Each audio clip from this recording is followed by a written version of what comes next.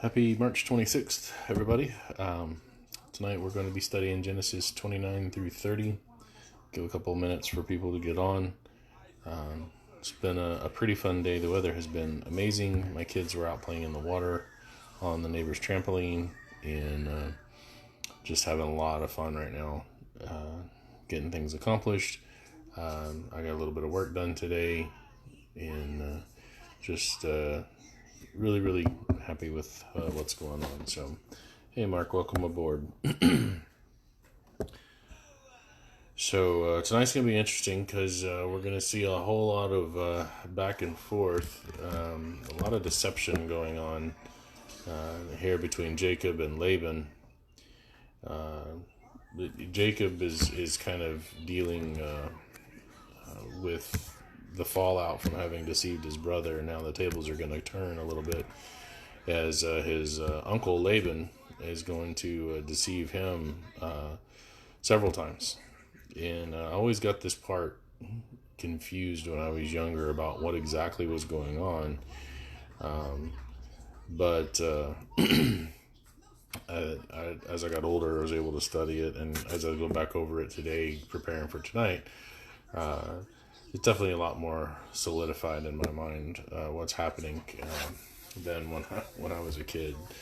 I've even heard it taught wrong multiple times. So hopefully tonight we can straighten out a little bit about what exactly is going on. So we're in Genesis 29 and 30 tonight. We're going to be reading out of the King James. I have the ESV up for more modern English, and I have the Hebrew up mostly for the names is what I'll be using it for, although we will talk about mandrakes and what those are. So I'd like to welcome everybody tonight, and it's 9:01, so let's get started here. Genesis 29 verse 1. Then Jacob went on his journey and came into the land of the people of the east. So he's in Padan Aram. And he looked, and behold, a well in the field, and lo, there were 3 flocks of sheep lying by it. For out of that well they watered the flocks, and a great stone was upon the well's mouth. And there were all the flocks gathered, and they rolled the stone from the well's mouth, and watered the sheep, and put the stone again upon the well's mouth in his place. So, at this point, Jacob's arrived, and he sees these 3 flocks here, and these guys, there's a stone that's in the way, and they remove the stone from the well. Hey, Kimberly, welcome aboard. They remove the stone, they get water for their flocks, and they put the stone back. And so Jacob kind of waits till they're done, and he says, my brethren, where are you from? And they said, of Haran are we. And he said unto them, do you know Laban, the son of Nahor? And they said, we do. Verse 5, and then verse 6, he says, is he well? And they said, he is well. And behold, here comes Rachel, his daughter, with sheep. Verse 7, he said, lo, it is yet high day, neither is it time that the cattle should be gathered together. Water the sheep, and go and feed them. And they said, we can't, until all the flocks be gathered together, until they roll the stone from the well's mouth, then we water the sheep. And while he yet spake with them, Rachel came with her father's sheep, for she kept them.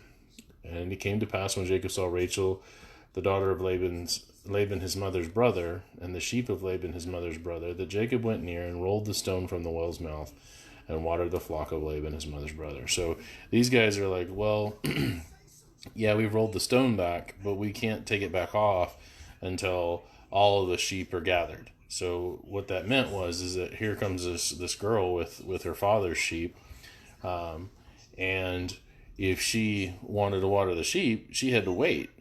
And so Jacob's like, are you not going to take the stone off? And they're like, no, we have to wait on the other flocks and stuff. So Jacob sees them coming, and he's like, well, forget that. And so he takes the stone and rolls it off for her, so that she can water the sheep that she's guarding, because they told him who she was. And so Jacob's already trying to get in good with Laban by helping out his daughter. Of course, she's good looking and everything, so that doesn't hurt.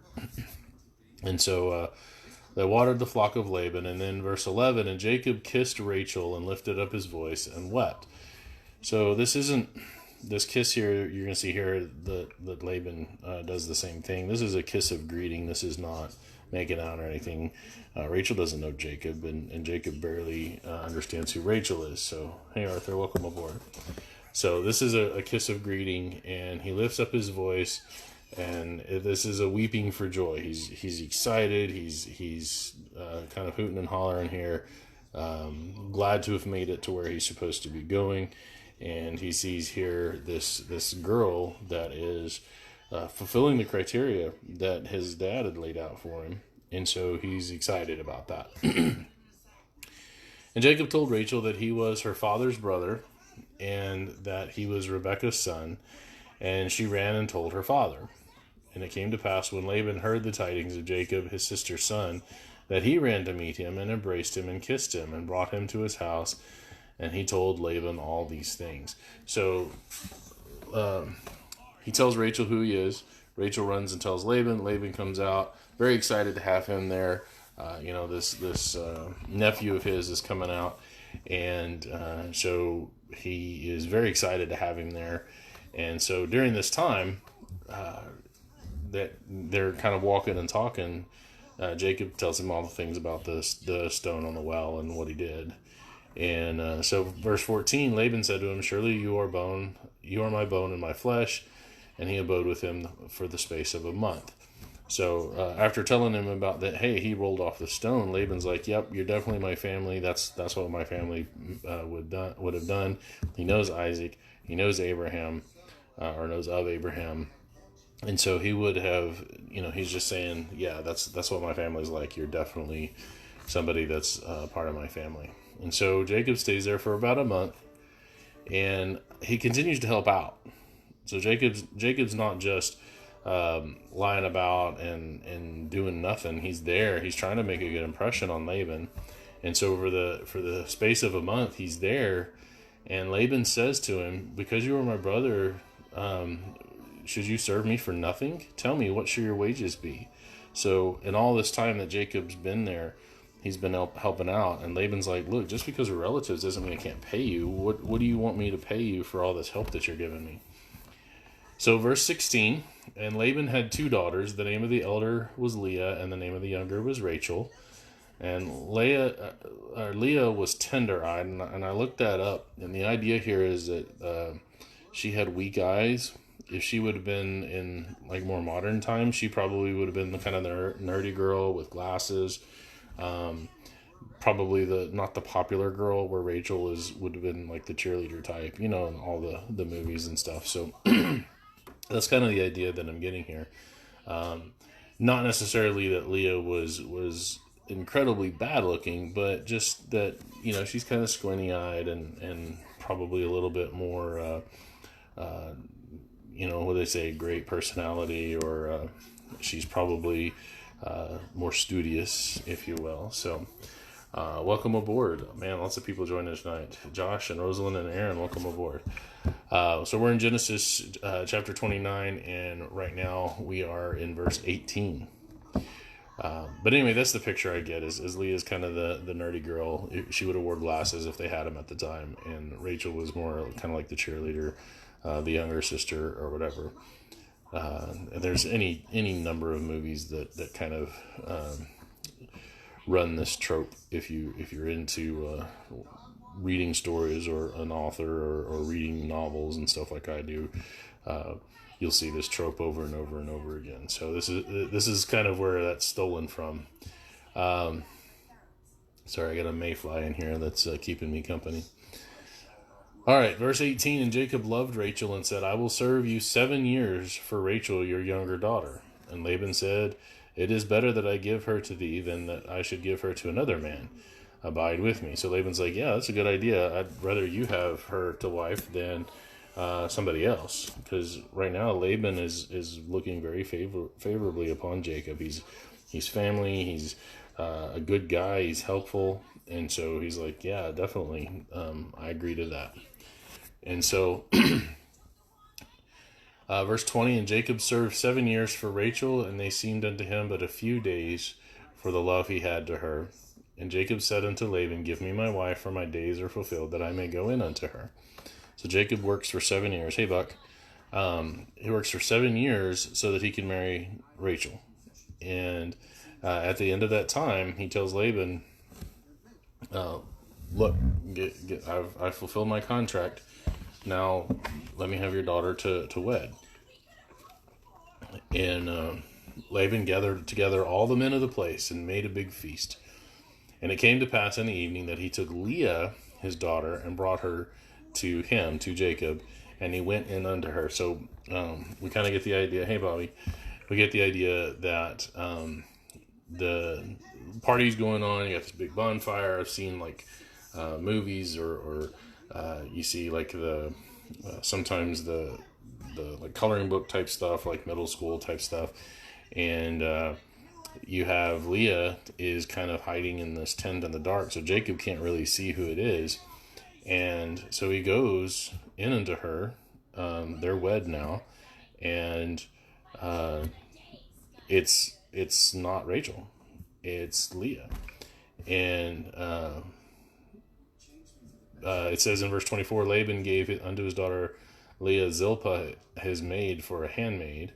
And it came to pass that in the morning, behold, it was Leah. And he said to Laban, what is this that thou hast done to me? Did I not serve with thee for Rachel? Wherefore then hast thou beguiled me? So this is the first time Laban really kind of messes with Jacob and lies to him and gives him something other than what he asked for.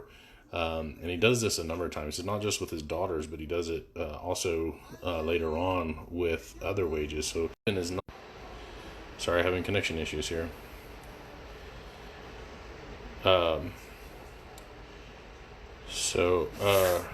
Anyway, the problem that Jacob is having here is that Laban is not a very honest person.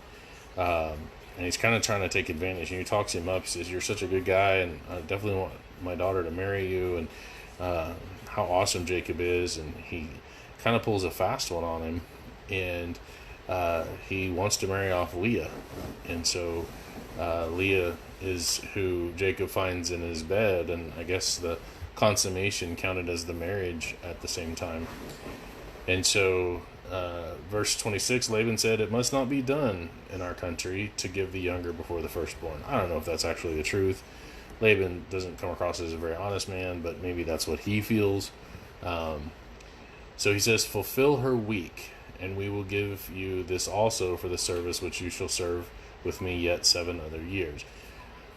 So I had to look up what that meant, fulfill her week, and I did quite a bit of research throughout the rest of Scripture. What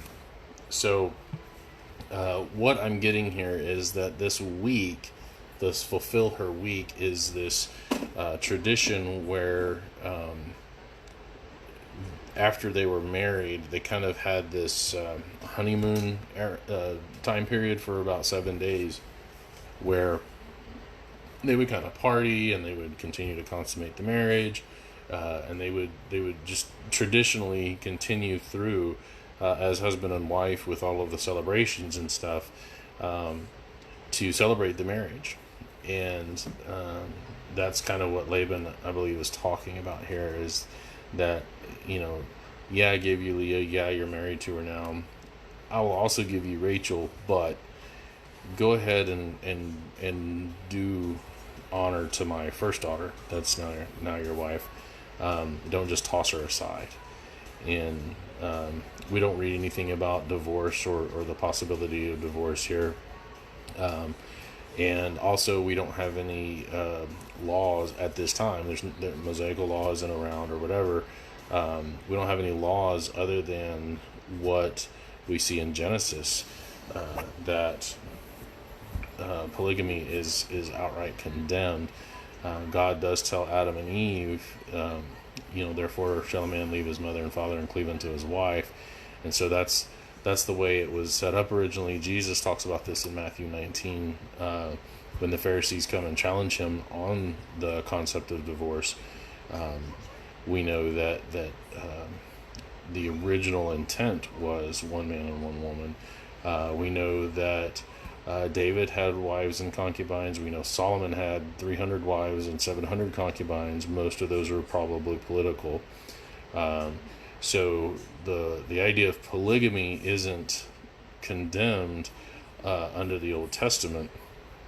But when we get to the New Testament, we see that the elders over a congregation, when it talks about 1 Timothy 3 and Titus 1, the elders could only be the husband of one wife. And so here we have the introduction of the idea that polygamy under the New Testament is not acceptable. We see in Jesus' own words that from the beginning it was meant to be one man and one woman. So we kind of infer from all of that that we believe the Bible necessarily implies one man and one woman until death do you part, Romans chapter 7. So whatever the rules were under the Old Testament, specifically before Moses, you had polygamy was not condemned. It was not sinful. Just like incest was not condemned, it was not considered sinful, at least until Leviticus 18. So what is going on here isn't necessarily wrong on Jacob's part, taking Leah and Rachel as the wife. And we also see here that Bilhah and Zipporah are going to be also kind of caught up in this whole childbearing thing. I said Zipporah, it's Zilpah. Zipporah comes in Moses' day, sorry about that. But these guys are all caught up in bearing children for Jacob. And he ends up with a total of 12 sons and a daughter that we read about in this. And it's not condemned, is the thing. And I'm just laying this out here. There's a lot of people that struggle, and I've mentioned this before, when we read the Bible, a lot of times we try to read the Bible as it pertains to us, or, hey Katie, or from our perspective after the cross, and we try to apply it to us, and sometimes that leads us to defending things that don't need to be defended, or for us to struggle with things that we shouldn't struggle with. You just accept the things that the way that the Bible presents them and go on. Is it wrong to lie? Yes. Did Rebecca lie? Yes. Did Jacob lie? Yes. We're not saying that those were good things just because they're recorded by Moses. They are just things that happened. Here is one of those things. Polygamy happens. On top of that, you have this idea of concubines, the handmaidens. There's a real famous show right now, The Handmaid's Tale, where you have a whole bunch of people in the story corrupt what is read in the Bible. Of course, we're in New Testament times, so the Old Testament events don't even apply to us, but they try to. And they go back to the Old Testament prior to Moses, and they try to bring up this whole handmaid thing, so that the women who can bear children are kind of enslaved. And anyway, it's an interesting post-cataclysmic type scenario. I know that I would probably be on the freedom fighter side of that whole thing, but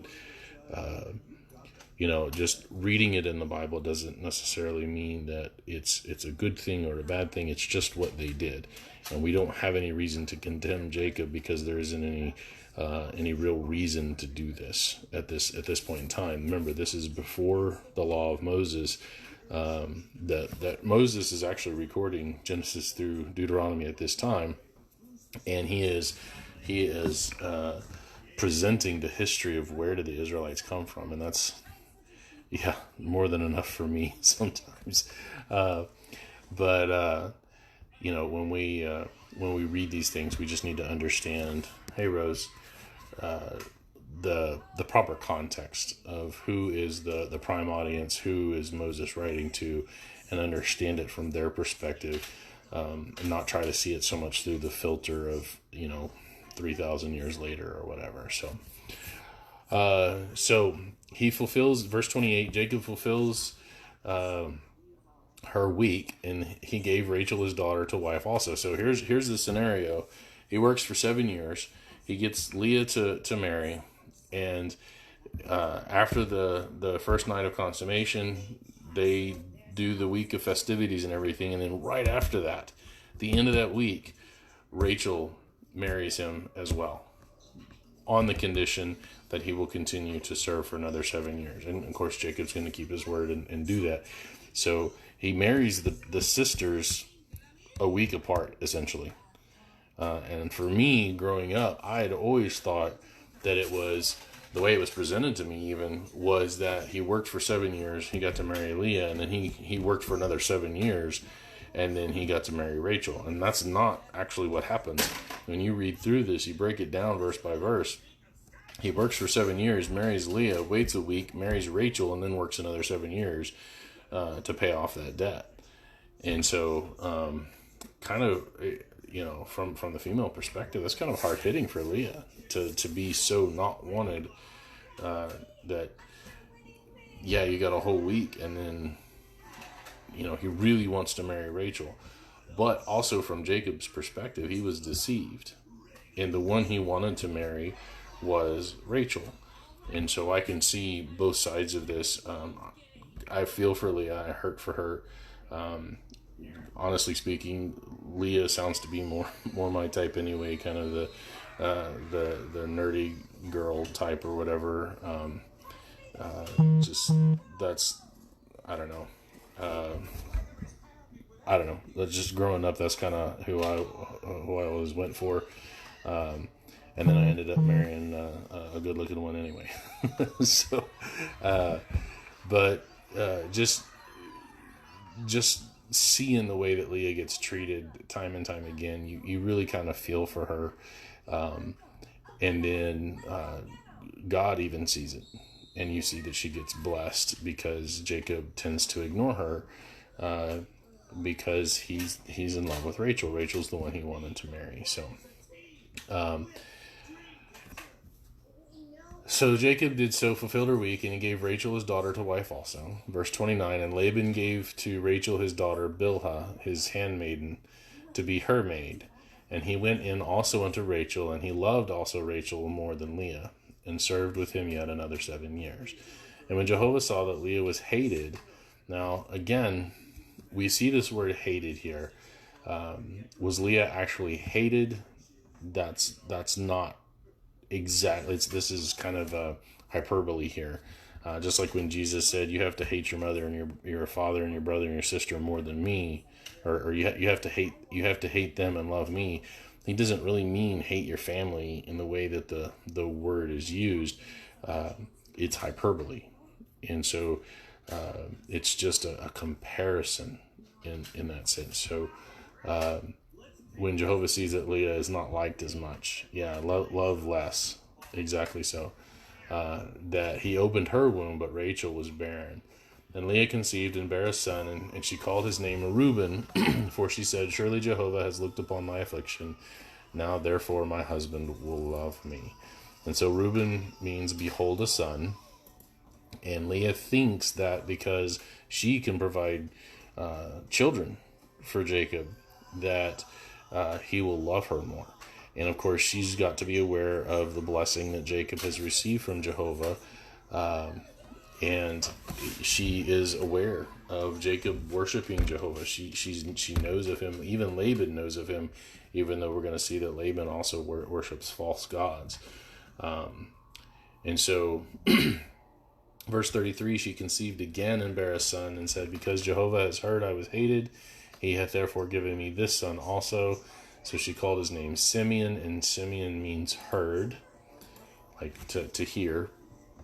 And she conceived again and bare a son, and said, now this time will my husband be joined unto me, because I have borne him 3 sons. Therefore his name was called Levi, and Levi means joined to.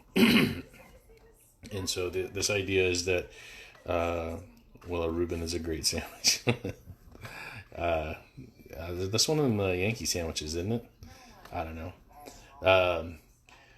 But anyway, so she's had 3 sons, and says, now my husband will be joined to me. That idea here is the cleaving to, or the preference of, that she's talking about. She's got 3 sons. Her sister, that Jacob was all googly-eyed over, hasn't given him anything. And so she called him Levi, which means joined to. And then verse 35, and she conceived again and bare a son, and she said, now I will praise Jehovah. Therefore she called his name Judah and left off bearing. And so the word Judah is praised.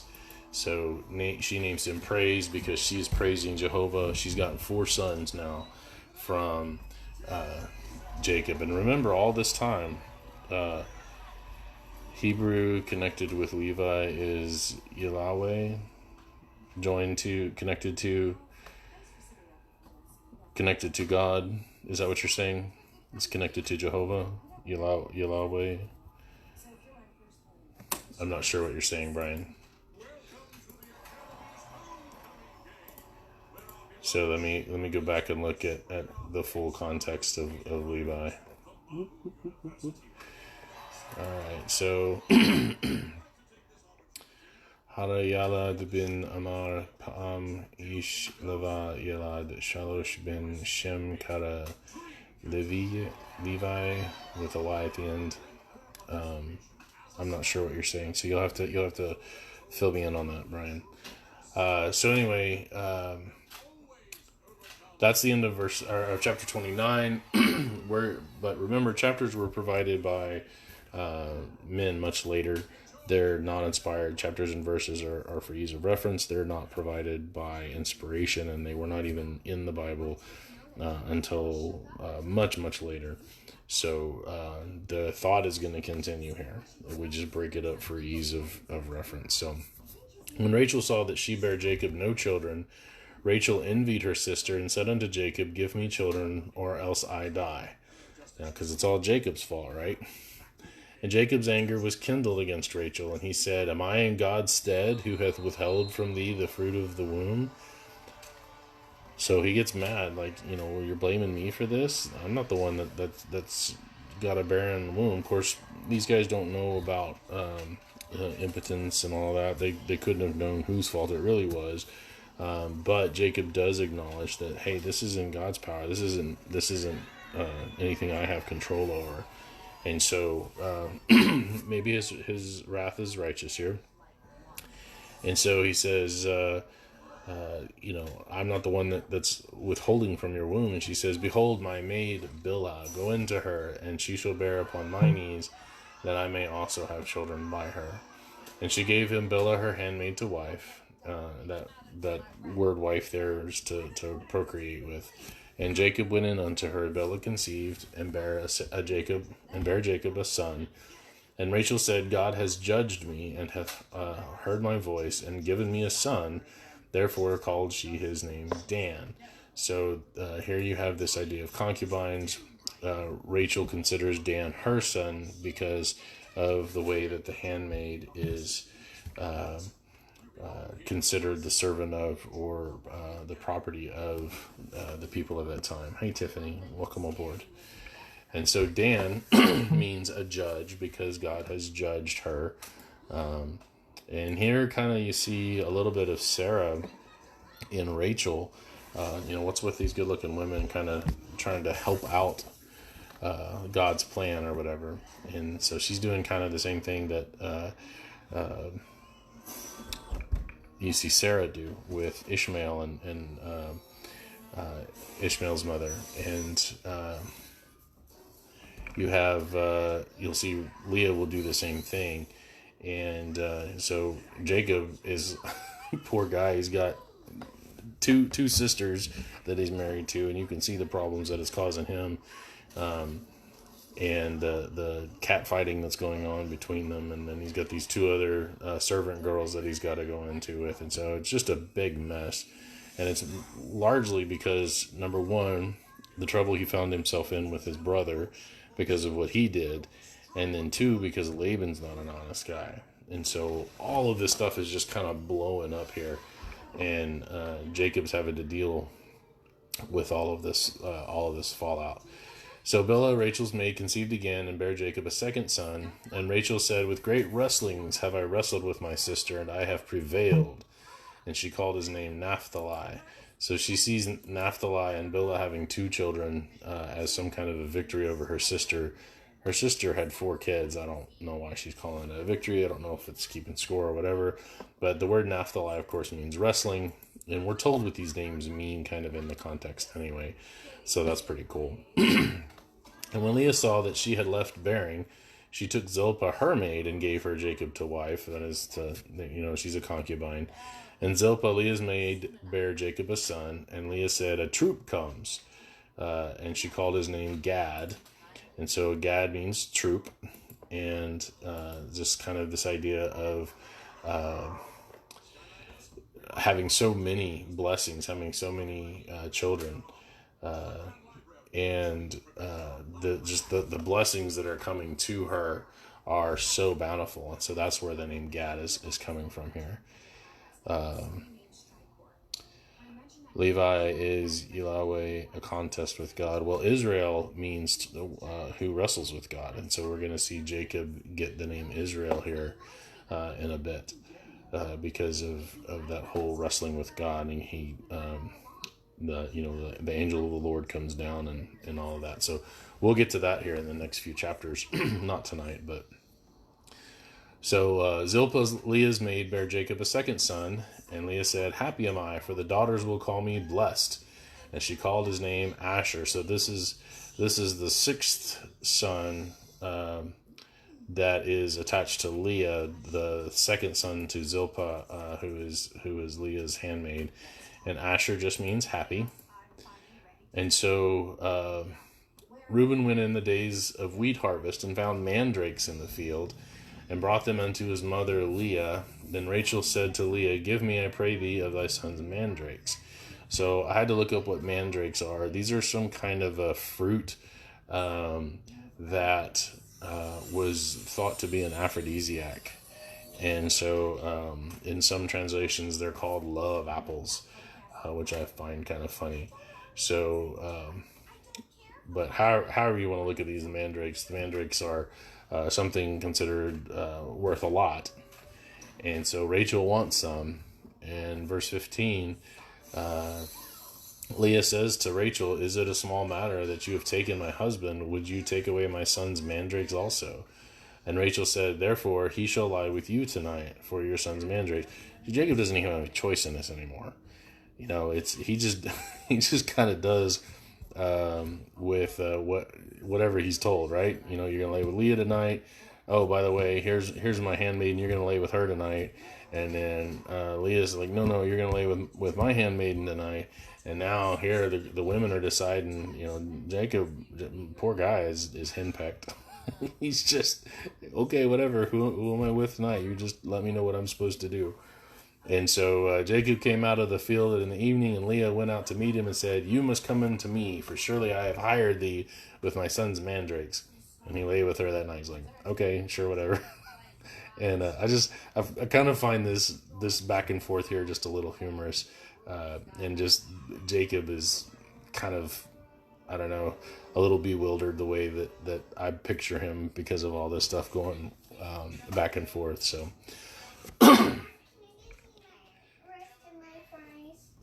They're downstairs. You have to go get them. Because I'm doing this live right now. That's why. So, and God hearkened unto Leah, and she conceived and bare Jacob the 5th son. So this is the 5th one directly from Leah. And Leah said, God has given me my hire, because I have given my maiden to my husband. And she called his name Issachar. And so Issachar means there is recompense. And Leah conceived again and bare Jacob the 6th son. So this is just, keep in mind, we're talking 40 weeks at minimum between her having each, she has a son, and once she conceives, she's got to go 40 weeks. So with all, I don't know what the time span total is here going on, but this is all during that 7 years that Jacob is continuing to work out for Rachel. We're going to see here that at the end of that, Jacob's like, I want to go, and Laban kind of keeps him around for a little bit longer. So there's a total of 14 years, and then he ends up working for 6 more. So that's when all this is going on. So Leah said, God has endued me with a good dowry. Now will my husband dwell with me, because I have borne him 6 sons, and called his name Zebulon. Zebulon means exalted. And so Zebulun is the last son that Leah bears, verse 21. And afterwards she bare a daughter, and called her name Dinah, which Dinah means judgment. And so that's the last child that Leah has. She has 6 sons and then a daughter, and she has no more that I am aware of in Scripture. And then in verse 22, God remembers Rachel and hearkened to her and opened her womb. She conceived and bare a son, and said, God hath taken away my reproach. And so she called his name Joseph, and Jehovah shall add to me another son. So she believes Joseph means Jehovah has added, and she believes that she's going to have another son after this. But it came to pass when Rachel had borne Joseph that Jacob goes to Laban. Yeah, Jacob was a busy man. Busy is probably not the word I would pick, but yeah, he was a busy man. But you know, lots of kids to work the farm, right?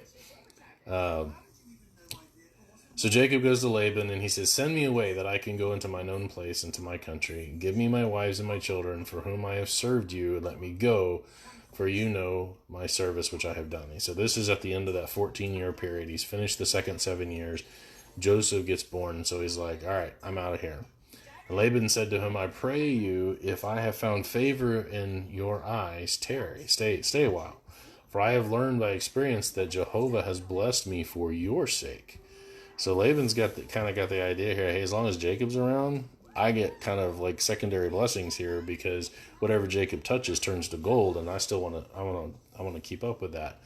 And so he's telling Jacob this. And so he says, tell me what you want, and I'll give it to you, to get him to stick around. And he said to him, you know how I have served you, and how your cattle was with me. For it was little which you had before I came, and it is now increased into a multitude.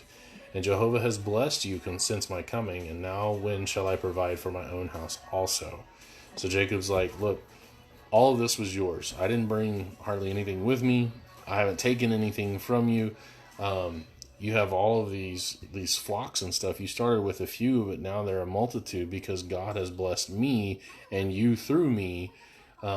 So what do I have for my own family? That's the argument Jacob is making. And he says, Jacob says, you shall not give me anything. If you will do this thing for me, I will again feed and keep thy flock. So he's agreeing for a few more years. He says, I will pass through all thy flock today, removing from there all the speckled and spotted cattle, and all the brown cattle among the sheep, and the spotted and speckled among the goats, and of such shall be my hire. So Jacob's going to go through the herds, all the sheep and all of the goats and everything, and all the herd beasts that are speckled and spotted and not pure of coat. And he's like, I'll take those, and then you keep the ones that have solid colored coats. And then he says in verse 33, so shall my righteous answer for me in time to come, that when it shall come for my hire before your face, every one that is not speckled and spotted among the goats and brown among the sheep, you can consider that to be stolen. And so he's like, we're going to separate it out. And that way you'll know which ones are yours, which one are mine. And we don't have to worry about me stealing from you, because it'll be very obvious that yours are going to be the ones that have pure coats, where mine are going to be spotted and speckled. And so Laban said, behold, I would it might be according to your word. So Laban's like, yeah, that sounds like a good plan. But here's where Laban, and I've read this wrong for years, because I thought that this was Jacob being dishonest, but it's not. It's Laban. Laban is the one talking, and so the he refers back to Laban in verse 34. He removed that day the he goats that were ring-straked and spotted, and all the she goats that were speckled and spotted, and every one that had some white in it, and all the brown among the sheep, and gave them into the hands of his son. So Laban kind of goes through before Jacob and pulls out all of the ones that would be speckled and spotted and have something on them, and leaves only the pure coats, gives them to his sons, and they go 3 days away. Verse 36, and he set 3 days' journey between himself and Jacob, and Jacob fed the rest of Laban's flock. So he's being very underhanded here. Hey, Tracy. Laban's being very underhanded again with Jacob. And Jacob goes out there and he doesn't see any speckled or spotted or anything like that to take as his wages. And so, there's not much for him to take. He's going to have to work a while until he sees some more of these speckled or spotted or whatever cattle show up in the flocks. But Jacob knows God's going to bless him. And so he takes some rods of green poplar and of the hazel and chestnut trees, and he peeled white strakes in them. That means he peeled off the outer bark, and it revealed like the kind of the liquidy pulp underneath. And he made the white to appear, which was in the rods. And he set the rods which he had peeled before the flocks in the gutters and the watering troughs, when the flocks came to drink, that they would conceive when they came to drink. And so he's got this plan, and this is kind of the first we see of selective breeding. This is the first instance of this idea of selective breeding here. Verse 39, the flocks conceived before the rods and brought forth cattle, ring-straked, speckled, and spotted. So God's blessing him. All the ones that are being born, even from these pure coats, are all ring-straked, speckled, and spotted, the ones that Jacob would get to count as his own. And Jacob did separate the lambs and set the faces of the flocks toward the ring-straked and all the brown in the flock of Laban. And he put his own flocks by themselves and put them not into Laban's cattle. And it came to pass, whenever the stronger cattle did conceive, that Jacob laid the rods before the eyes of the cattle in the gutters, that they might conceive among the rods. So the rods caused I guess it was an aphrodisiac or something for the animals. Whenever they, I guess, gnawed on the rods or whatever, they wanted to have children, and they produced only speckled and spotted during this time. And so Jacob does it only when the strongest are there. So there's that selective breeding.